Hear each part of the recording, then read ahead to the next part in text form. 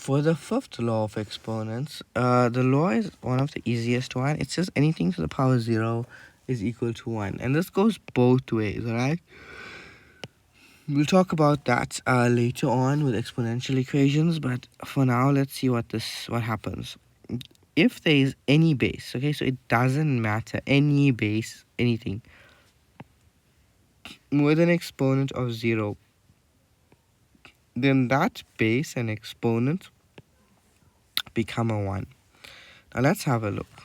So 2 is a base with an exponent of 0. So this whole thing, that whole thing, 2 to the power 0, will become 1. Same thing with x. X is a base with an exponent, so that whole base and exponent become 1. 300 to the power 0, this is a base and exponent, so the whole thing becomes 1. 3 to the power 8, so this could be the base to that exponent. So this whole bracket is a base to that exponent. So this whole thing will become 1. This bracket is a base to this exponent, so that base and exponent become a 1. This bracket is a base to this exponent, because the exponent of that bracket is 0.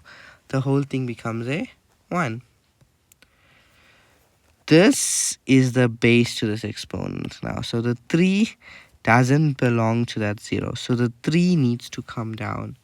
But this whole thing will become 1. So it'll become 3 times 1. Because we remember that there was a multiplication there. So 3x means 3 times x. And 3 times 1 here is 3. This does not belong to the 0.